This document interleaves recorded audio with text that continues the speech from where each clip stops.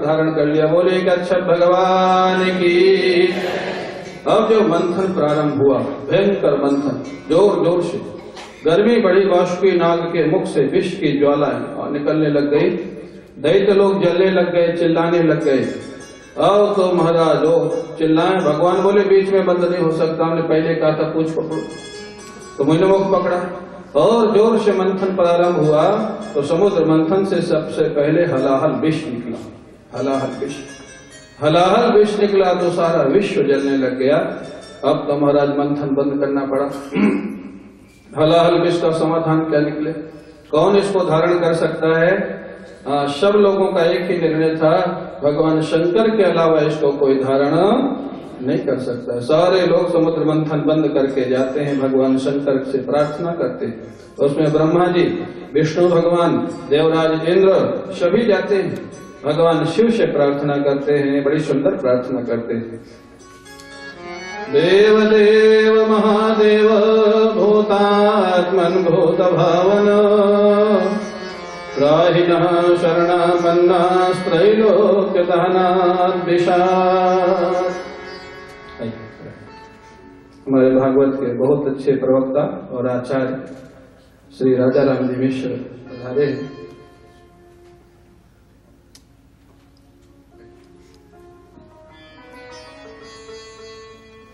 भगवान शंकर से प्रार्थना की, हे भूत भावन, हे महादेव। इसलिए सारे भगवानों को कहा जाता है देव और भगवान शंकर को महादेव। भगवान शंकर से प्रार्थना की, प्रभु ये विष की समस्या से सारा संसार जल रहा है, आप कृपा करें और इसको शांत करें और त्रिलोकी की रक्षा करें। भगवान शंकर के लिए कोई बड़ा काम नहीं था, लेकिन भगवान शंकर इतनी मस्ती में रहते हैं, हमेशा मस्ती में रहते हैं, हंसी विनोद में रहते हैं। हंसी विनोद में वही रहेगा जिसके जीवन में आनंद होगा, निश्चिंतता होगी। नहीं तो लोगों को हंसी नहीं आती, आती नहीं हंसी, परेशान रहते हैं 24 घंटा, ऐसा चेहरा बनाए रहते, पता नहीं क्या हो गया है। भगवान शंकर हमेशा मस्ती में रहते हैं। भगवान शंकर जानते हैं विष पान करने से ये मैं बचा तो लूंगा, इसको संसार की रक्षा भी हो जाएगी, लेकिन शास्त्र में लिखा है कोई बहुत बड़ा काम का निर्णय लेना हो तो पति पत्नी को मिलकर निर्णय लेना चाहिए, माने सलाह लेके निर्णय लेना चाहिए। भगवान शंकर ने पार्वती जी से पूछा, पार्वती ये विष की समस्या है त्रिलोकी के लिए, और विष पान कर लूंगा तो त्रिलोकी की रक्षा हो जाएगी, और नहीं करूंगा तो त्रिलोकी भस्म हो जाएगी। अब तुम बताओ कि मेरे को विष पान करना चाहिए या नहीं करना चाहिए? अब ये महाराज बड़ा गंभीर और विनोदपूर्ण प्रश्न रख दिया भगवान शंकर ने, पार्वती जी के सामने एक तरह से धर्म संकट डाल दिया। कोई भी पति अपनी पत्नी से पूछे कि मैं विष पान करूं कि ना करूं, तो पत्नी का जवाब क्या होगा? अरे हाँ ना, कुछ तो बोलो। नहीं ना, ना ही होगा ना, हाँ ना ही होगा। कितना भी समस्या हो घर में, लेकिन पति के लिए ना ही बोलेंगी। यही भारतवर्ष की महिमा है। कोई फॉरेन कल्चर की तो हाँ बोल सकती है लेकिन भारतवर्ष की तो हाँ नहीं बोल सकती। भारतवर्ष की तो हाँ नहीं बोलेगी, कुछ भी हो जाए लेकिन यहाँ पार्वती जी के सामने समस्या है। अगर वो ना बोलती हैं तो त्रिलोकी जलती है, और हाँ बोलती हैं तो पातिव्रत धर्म जाता है। पातिव्रत धर्म के खिलाफ हाँ बोलना। भगवान शंकर मुस्कुरा रहे, देखते देखो क्या बोलती हैं पार्वती, क्या जवाब देगी। पार्वती जी ने ना हाँ बोला ना बोला, हाथ जोड़ करके सिर झुका दिया, कोई जवाब ही नहीं दिया। भगवान शंकर समझ गए कितनी शीलवती है, ना बोल नहीं सकती क्योंकि त्रिलोकी भस्म हो जाएगी, हाँ बोलेंगे तो पातिव्रत धर्म जाता है, इसलिए निर्णय मेरे ऊपर ही छोड़ दिया, हाथ जोड़ के कोई जवाब नहीं दिया। भगवान शंकर ने प्रभु का स्मरण किया और विषपान करना प्रारंभ कर दिया। विषपान तो कर लिया, लेकिन अब लेके जाए कहाँ? मुख में रखेंगे तो कथा में बाधा पड़ेगी बोलने में, हृदय में रखेंगे तो हृदय में ठाकुर का निवास है, उनको तकलीफ होगी। इसलिए न हृदय में लगे न मुख में रखा, गले में रोक लिया। और उसी से भगवान शंकर का गला उस दिन से नील वर्ण का हो गया और नया नाम पड़ गया नीलकंठ भगवान। बोले नीलकंठ भगवान की जय, नीलकंठ भगवान की जय। भगवान शंकर के अंजलि लगा करके विषपान कर रहे थे। कुछ विष की बूंदें गिर गई नीचे, उसी विष को सर्प, बिच्छू और जितने विषैले जीव जंतु होते हैं इन्होंने ले लिया। स्वामी मुक्तानंद जी महाराज बड़े अच्छी बात बताए उज्जैन में, हम लोग वहां भी कथा में साथ में थे। बोले भगवान शंकर सर्प बिच्छू को गले में धारण क्यों करते? बोले भगवान शंकर के सामने जब विष की समस्या आई तो सहयोग केवल सर्प बिच्छू ने तो किया था तो जो आपत्ति के समय सहयोग करे तो उसको तो गले में ही धारण किया जाएगा ना। इसलिए भगवान शंकर सर्पों को गले में धारण करते हैं, बिच्छू को कुंडल बनाते हैं। ये भगवान शंकर का स्वरूप स्वभाव। विष की समस्या समाप्त हो गई, समुद्र मंथन फिर प्रारंभ हुआ। उसके बाद समुद्र से कामधेनु गैया निकली, ऋषियों ने ले लिया। उच्चैश्रवा घोड़ा निकला, बलि ने ले लिया। ऐरावत हाथी निकला, इंद्र ने ले लिया। कौस्तुभ मणि निकली, भगवान विष्णु बोले हम भी तो लगे हैं, हम भी तो कुछ लेंगे। कौस्तुभ मणि भगवान ने ले ली और समुद्र मंथन हुआ जोर से महाराज। ततश्चाविर्भूत साक्षात श्री रमा भगवत परा। जहां और जोर से समुद्र मंथन हुआ, सारी दिशाओं को आलोकित करती हुई साक्षात भगवती लक्ष्मी जी का प्राकट्य हो गया। बोली लक्ष्मी मैया की। तस्याम चक्रुस्पृहाम सर्वे ससुरासुर मानवाः। बोले लक्ष्मी जी प्रकट हुई तो फिर समुद्र मंथन बंद हो गया। 2 बार बंद हुआ, एक बार भय से, एक बार लालच से। मैंने बताया प्रवृत्ति निवृत्ति के सामान्य लोगों में 2 ही कारण है, या तो भय या लालच। विष का भय हुआ तो समुद्र मंथन बंद हो गया, लक्ष्मी जी का लालच हुआ, समुद्र मंथन फिर बंद हो गया। लक्ष्मी जी के लालच से ससुरासुर मानवा। ऋषि चाहते हैं हमको मिले, मनुष्य चाहते हैं हमको मिले, असुर चाहते हैं हमको मिले। ये लक्ष्मी जी का आकर्षण आज का नहीं है, जब से प्रकट हुई है तब से है। ऋषि माने महात्मा लोग चाहते हैं हमको मिले, हमारा आश्रम इनसे बड़ा बन जाए, हमारा मंदिर इनसे बड़ा बन जाए। व्यापारी चाहते हैं हमको मिले और घोटालेबाज चाहते हैं हमको मिले। वो देख जो घोटाला कर रहे हैं, करोड़ों करोड़ों का घोटाला, करोड़ों अरबों के नीचे कोई घोटाला ही नहीं। अब तो हमारे प्रधानमंत्री जब से आए हैं तब से दिल्ली में तो कम से कम बंद हो गए हैं ये दैत्यों के काम। बड़े बड़े घोटाले, आश्चर्य होता है। गरीब पब्लिक का पैसा और ये लोग कहाँ कहाँ रखते हैं, क्या करेंगे इनको समझ नहीं आता। ठीक है, वो पुरानी परंपरा है, दैत्य लोग चाहते थे हमको मिल जाए। समुद्र मंथन बंद हुआ, सभी चाहते हैं तो मिले किसको। निर्णय हुआ, लक्ष्मी जी के हाथ में कमल की माला दे दी गई और सभी लोग पंक्तिबद्ध होकर के बैठ जाओ। लक्ष्मी जी अब स्वयं जिसका वर्ण करें, लक्ष्मी जी उन्हीं के पास जाएंगे। सभी लोग, समुद्र मंथन बंद है, पंक्तिबद्ध होकर के बैठे हैं।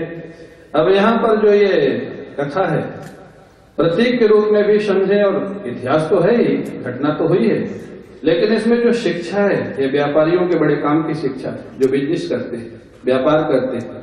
लक्ष्मी कहाँ रहती है ये समझना चाहिए। हाँ, हमेशा लक्ष्मी कहाँ रहती है। नूनम तपो यश नमन्यु निर्जया। लक्ष्मी जी ने सबसे पहले देखा, दुर्वासा जी बैठे थे। तपस्वी बहुत हैं लेकिन क्रोध पर इनका नियंत्रण नहीं है। अभिप्राय, जो व्यक्ति मेहनत तो बहुत करता होगा लेकिन बात बात पर गुस्सा करता होगा, शॉर्ट टेम्पर जिसको आप लोग बोलते हैं, ऐसा व्यक्ति व्यापार में सफल नहीं हो सकता है। बात बात पे लड़ जाएगा, गुस्सा जाएगा, कोई व्यापारी उससे बिजनेस करना नहीं चाहेगा, फेल हो जाएगा। पुराने समय में लोगों की कहावत थी, शासन गरम, बनिया नरम और कन्या को शर्म। ये पुराने समाज की कहावतें हैं, बड़े युक्त कहावतें हैं, शास्त्रीय कहावतें हैं। शासन जब तक गरम नहीं होगा, दंड विधान जब तक कड़ा नहीं होगा, तब तक व्यवस्था व्यवस्थित नहीं होती। क्राइम करेगा 10 को मार देगा, पैसा देके छूट जाएगा, उसको क्या चिंता है? दंड विधान कड़ा होना चाहिए। आज सिंगापुर में क्राइम क्यों नहीं है? आज दुबई में क्राइम क्यों नहीं है? दुबई में चोरी करता कोई पकड़ा जाए, हाथ काट देते, सबके सामने हाथ काट देते, दोबारा हिम्मत नहीं करेगा चोरी करके। सिंगापुर में सॉफ्ट लिफ्टिंग में कोई पकड़ा जाए, दुकान से सामान उठा ले, वहां तो सब कैमरे लगे और घंटी भी बज जाती। सॉफ्ट लिफ्टिंग में एक देवी पकड़ी गई थी यहाँ के, हमारे भारतवर्ष की, वहां बड़े पावरफुल उद्योगपति की पत्नी थी, बड़े मिनिस्टरों से सिफारिश की, लेकिन जेल से नहीं बची। वहां कोई सिफारिश नहीं चलती, सॉफ्ट लिफ्टिंग की सजा है जेल। वहां ड्रग के साथ पकड़ा जाए तो डेथ पेनल्टी सिंगापुर में। इतने कड़े रूल है, क्राइम नहीं। तो इसलिए सिंगापुर के विषय में प्रसिद्ध है, Singapore is a fine city. Fine मतलब बहुत साफ सुथरा है, और फाइन माने थोड़ी सी गलती करो तो फाइन, हर चीज में फाइन। तो दंड विधान कड़ा होना चाहिए, तब व्यवस्था चलती। तो शासन गरम, बनिया नरम। व्यापारी को थोड़ा नरम स्वभाव का होना चाहिए, मीठा बोलने वाला होना चाहिए। सामान अभी 2 घंटे बाद आता है तो कह दो नहीं बस आ ही रहा है, अभी पहुंच ही रहा है। क्यों तो करना पड़ता है आ ही रहा है, पहुंच गया है, बस पहुंच ही रहा है। ये व्यापारी का काम। और कन्या अगर अपने शील की रक्षा चाहेती है तो स्वयं थोड़े तुम्हारा शील संपन्न होना चाहिए। स्वयं ऐसा मौका नहीं दे।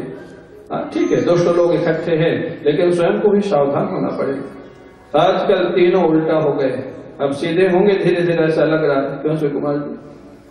धीरे धीरे अब सीधे होंगे, सीधा होने जा रहा है सब कुछ। शासन हो गया था नरम, बनिया हो गया था गरम, बस आगे नहीं बोलूंगा। ये जो अब व्यवस्था फैली थी, जो अब धीरे धीरे सुधार के रास्ते पर है, उसका यही कारण है। तो नूनम तपो यश न मनु निर्जय, दुर्वासा जी दिखे, लक्ष्मी जी ने जयमाला नहीं डाली, आगे बढ़ गई। और आगे बढ़ी, ज्ञानम क्वचित तच्चन संग वर्जित। बृहस्पति जी महाराज ज्ञानी तो बहुत हैं, लेकिन आसक्ति नहीं गई। व्यापारी अगर कहीं आसक्त है, मैंने सुना है एलन मित्तल जब सीट पे बैठता है ऑफिस के, तो बोलता है जब मैं ऑफिस की सीट पे होता हूँ तो मेरा कोई भाई बंधु नहीं होता, मैं खाली व्यापारी होता हूँ। किसी का पक्षपात करेगा वो व्यापार आगे नहीं बढ़ा सकता है। और महाराज ब्रह्मा जी को देखा, गुरु बृहस्पति को छोड़ दिया, इनका भी वर्ण नहीं। ब्रह्मा जी को देखा है तो बहुत महान सृष्टि के रचयिता है, लेकिन सरस्वती पर मोहित हो गए थे, इनका भी वर्ण नहीं करूंगा। जीवन में कोई गलत आदतें होंगी तो भी लक्ष्मी जी ज्यादा दिन तक रुकने वाली नहीं है। और आगे बढ़ी, इंद्र बैठा है। इंद्र को देखा है तो स्वर्ग का राजा, सुंदर भी है, स्वर्ग का राजा भी है, लेकिन ये कायर है। कोई दैत्य आता है तुरंत भाग जाता है, भगोड़ा है। और जब इसका वर्ण करूंगी ये भागेगा तो मेरे को भी भागना पड़ेगा, रोज ही भागना पड़ेगा। माने व्यापार में सफल होना है तो महाराज थोड़ा साहसी होना चाहिए, साहस रखना चाहिए। हर बात में डर नहीं, ये करेंगे तो ये हो जाएगा, ये हो जाएगा, ये हो जाएगा। जोखिम उठाने का साहस ये व्यापारी में होना चाहिए, तब व्यापार आगे बढ़ेगा। और आगे बढ़ी, सनकादि बैठे। सनकादियों को तो लक्ष्मी चाहिए ही नहीं, महाविरक्त, जन्मजात विरक्त। इनका भी वर्ण नहीं करूंगी, क्यों? इनके यहाँ जाऊंगी छोड़ के चले जाएंगे। इनका वर्ण करे, विरक्त को पैसा दो वो पटक के चला जाएगा। लक्ष्मी विरक्त के पास भी नहीं रहती। और आगे बढ़े तो भोले बाबा बैठे। भोले बाबा भी लीला देख रहे थे समुद्र मंथन की। लक्ष्मी जी ने कहा है तो सर्वश्रेष्ठ, बड़ी शक्तिशाली, विश्वान तो इन्होंने किया, नहीं तो समुद्र मंथन होता ही नहीं। लेकिन इनका भी वर्ण तो मैं नहीं कर सकती, क्यों? इनमें क्या कमी है देवी जी? बोले इनकी वेशभूषा ठीक नहीं, पहनावा बागंबर पहने, विभूति लगाए, मुंडों की माला पहने। माने अगर आपको ठीक बिजनेस करना है तो पर्सनालिटी और कपड़े भी थोड़ा ठीक होने चाहिए, तब जाकर के बिजनेसमैन आपसे ठीक से बात करेगा। और आगे बढ़ी, एक महापुरुष पीताम्बर ओढ़ के लेटे हुए। लक्ष्मी जी ने पूछा ये कौन? लोगों ने कहा यही भगवान विष्णु है, नारायण। तब तक नारायण उठ के खड़े हो गए। लक्ष्मी जी ने देखा सर्वश्रेष्ठ, सर्व सुंदर, सर्वशक्तिमान, वर्ण तो इनका ही करना चाहिए, लेकिन थोड़ी कमी तो इनमें भी है। लक्ष्मी जी थोड़ी कमी विष्णु भगवान ने निकाल दी। और ये क्या है? ये लक्ष्मी जी का स्वभाव कहो या लक्ष्मी पतियों का स्वभाव कहो, बुरा मत मानना। तो बहुत पैसे वाले होते हैं वो भगवान और गुरु में भी थोड़ी कमी निकाल लेते हैं, स्वभाव होता है। महाराज का बाकी तो सब ठीक है, लेकिन ये जो लेकिन लग जाता है ना, लक्ष्मी जी ने विष्णु भगवान में कमी निकाल दी। किसी ने पूछा क्या कमी है देवी जी इनमें? बोले और तो कोई कमी नहीं, लेकिन मैं जयमाला लेके घूम रही हूँ, स्वयंवर हो रहा है एक तरह से, और ये सोए हुए, ये कोई तरीका है? उठ के तो बैठना चाहिए मेरे स्वयंवर के समय। लेकिन ठीक है, सर्वश्रेष्ठ तो यही है, सर्व सुंदर तो यही है। लक्ष्मी जी ने जयमाला विष्णु भगवान के गले में डाल दी। महाराज अभिप्राय क्या है? लक्ष्मी जी हमेशा कहाँ रहती हैं? जहाँ विष्णु भगवान रहते हैं, विष्णु भगवान। इसलिए लक्ष्मी जी को हमेशा रखना है तो किसको साथ में रखना होगा? समझ गए ना? बात समझ में आ गई? लक्ष्मी जी 10 साल से ज्यादा एक जगह नहीं रहती, चंचला उनका नाम है। लेकिन जहाँ विष्णु भगवान रहते हैं वहां वो अचला हो जाती, विष्णु भगवान की सेवा में निरंतर रहती। और हमारे जो संस्कृति में सूत्र है ना, जानते हो, लक्ष्मी जी का वाहन और लक्ष्मी नारायण का वाहन अलग अलग है। लक्ष्मी नारायण का वाहन है गरुड़ जी महाराज, और लक्ष्मी जी के वाहन क्या है? उल्लू। इसका मतलब समझते हो ना? जो लक्ष्मी नारायण दोनों की पूजा करेगा वो गरुड़ है, और जो नारायण को छोड़ के खाली लक्ष्मी की पूजा करेगा, मैंने बोल रहा मैं नहीं कह रहा, वो क्या है? आप ही बोल दो। आप लोग नहीं है ना? अगर हो भी तो कल से गरुड़ बन जाना क्यों साहब जी? अगर कोई उल्लू हो भी तो कल से भगवान, ध्यान रखना, विरोध की बात नहीं है और ये सच्चाई है। हाँ, यहाँ उल्लू आएगा नहीं, बात सही कह रहे तो सब गरुड़ ही आएंगे। तो लक्ष्मी नारायण, अगर हमेशा लक्ष्मी जीवन में चाहिए तो नारायण को साथ में रखना होगा। इस कथा का निष्कर्ष है। कितनी सुंदर सुंदर कथाएं हमारे पुराणों में है। इसके बाद बोलते हैं इनको पढ़ाओगे तो सांप्रदायिक हो जाओगे। अरे संप्रदाय का अर्थ नहीं समझते। संप्रदाय का अर्थ होता है पुष्ट परंपरा, पुष्ट गुरु परंपरा। भगवान शंकराचार्य जी कहते हैं असंप्रदाय वित्तु मूर्खवद उपेक्षणीय। जो संप्रदाय परंपरा से ज्ञान प्राप्त नहीं किया उसको मूर्ख की तरह उपेक्षा कर देना चाहिए। इतनी सुंदर घटनाएं। समुद्र मंथन फिर प्रारंभ हुआ। अब महाराज समुद्र मंथन प्रारंभ हुआ तो एक 16 वर्ष की एक कुमारी कन्या प्रकट हुई, लाल लाल जिसकी आंखें थी, देखने में बड़ी सुंदर थी। इसका नाम था वारुणी। दैत्यों ने कहा ये हम लेंगे, देवताओं ने कहा ले लो, ये तुम्हारे ही लायक है। वारुणी जानते हो? कई लोग नहीं जानते होंगे। वारुणी मदिरा, मदिरा जानते हो ना? हाँ बोल दो। लेते, मैं थोड़ा बोलता हूँ लेते हो कि नहीं, मैं तो पूछ रहा हूँ जानते हो कि नहीं, ये पूछ रहा हूँ। बोलने में क्यों संकोच कर रहे? लेना नहीं कभी। हाँ, लेते हो तो छोड़ देना। हाँ, नुकसान ही नुकसान। मन खराब हो, बुद्धि खराब हो, लीवर खराब हो, हाँ, शारीरिक नुकसान, मानसिक नुकसान, पारिवारिक नुकसान, नुकसान के अलावा कुछ नहीं है इसमें। तो महाराज तो कहते वारुणी जब निकली, दैत्यों ने कहा हम लेंगे, बोले ले लो। वारुणी को किसने लिया? दैत्यों ने। इसलिए जो वारुणी लेते हैं वो कौन है? इसलिए अगर लेते हो तो छोड़ देना, नहीं लेते हैं तब तो देवता है ही आप लोग। वारुणी को दैत्यों ने ले लिया और समुद्र मंथन हुआ। अमृत कलश लिए हुए, जिसके लिए मंथन हो रहा था, धन्वंतरी भगवान प्रकट हो गए। बोलिए धन्वंतरी भगवान की, प्रेम से बोलिए धन्वंतरी भगवान की। अब धन्वंतरी भगवान जैसे प्रकट हुए, अमृत के लिए तो सारा झमेला था। अमृत निकला, समुद्र मंथन बंद। दैत्यों ने बड़े शक्तिशाली थे और छीन लिया अमृत कलश। धन्वंतरी जी से छीन लिया, लेके जाने लग गए। देवता लोग चिल्लाए ठाकुर जी अमृत तो गया। विष्णु भगवान बोले इतना तो भरोसा रखो कि मैं हूं तो अमृत कहीं नहीं जाएगा। बोले भरोसा रखे क्या करें, वो तो गया होगा भरोसे को क्या करें, हम तो देख रहे वो लेके जा रहे हैं। माने देवताओं के कितने अस्थिर बुद्धि है। भगवान सामने फिर भी भरोसा नहीं। भगवान बोले ठहरो मैं भी करता हूँ। भगवान तुरंत आगे गए और दैत्यों को मोहित करने के लिए एक सुंदर देवी का रूप बनाया जिसका नाम पड़ गया मोहिनी भगवान। बोलिए मोहिनी भगवान की। नाम ही मोहिनी था क्योंकि मोहित करने के लिए अवतार हुआ था, दैत्यों को मोहित करने के लिए। दैत्यों के आगे आगे चलने लग गई। दैत्यों ने देखा बड़ी सुंदर महिला है, बड़ी सुंदर देवी है। दैत्यों ने अपने से पूछा, देवी जी आप कौन है, आपका परिचय क्या है? उन्होंने कहा क्यों भाई, आपका क्या मतलब, क्या लेना देना, क्यों पूछ रहे? नहीं कोई बात नहीं, हम दोनों भाई हैं, कश्यप की संतान। देवता दैत्य दोनों भाई हैं, पिता एक ही है, माता अलग अलग, पिता एक ही, भाई भाई देवता और दैत्य। बोले हम दोनों भाई भाई हैं, अमृत को लेकर झगड़ा हो गया है, हम सोच रहे थे आपको इस सब महिला है तो हमारा निर्णय कर देती, बंटवारा कर देती। मोहिनी भगवान बोले कि तुम लोग कश्यप की संतान होके इतना नहीं जानते हो कि शास्त्र में लिखा है कि किसी विशेष काम में किसी अपरिचित व्यक्ति पे भरोसा नहीं करना चाहिए। अपरिचित पुरुष हो या महिला हो, भरोसा नहीं करना चाहिए। तुम लोग इतना भी नहीं जानते हो? कैसा उल्टा बोल रहे हैं। दैत्य लोग और प्रभावित हो गए, अरे इतनी भली महिला है, इतनी अच्छी शिक्षा दे रही है। बोले आगे से तो हम किसी पे भरोसा नहीं करेंगे, लेकिन आप पे तो हमारा भरोसा और बढ़ गया, अब तो आप ही बंटवारा करेंगी हमारा। मोहिनी भगवान ने कहा सोच लो, एक बार और सोच लो, अगर मेरे हाथ में दोगे तो मेरे बीच में कोई नहीं बोलेगा, मैं फिर जो करूंगी वो मानना पड़ेगा।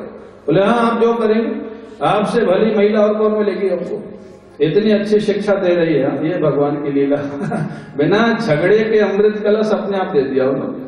मोहिनी भगवान ने ले लिया, दैत्यों को घुमाना प्रारंभ किया। बोले जाओ समुद्र स्नान करके आओ। क्यों? बोले स्नान करके अमृत पियोगे तभी फायदा होगा। बेवकूफों को बेवकूफ बनाया। वो गए समुद्र स्नान करने, देवताओं को बोले जल्दी बैठ जाओ एक पंक्ति में, बैठाया, पिलाना शुरू कर दिया। तब तक दैत्य भी आके बैठ गए दूसरी पंक्ति में, और दैत्य आपस में बात करने लगे तो उधर ही सारा पिला देने लगता है, इधर तक आते आते खत्म हो जाए। एक दैत्य ने कहा मैंने तो पहले कहा था इसको मत दो। दूसरे ने कहा तुम लोग आपस में लड़ोगे तब तक अमृत खत्म हो जाएगा, मैं तो जाता हूं उधर ही बैठूंगा। तो देवता बन के सूर्य चंद्र के बीच में बैठ गया, स्वरभानु नाम का दैत्य। वो वहां जाके बैठ गया।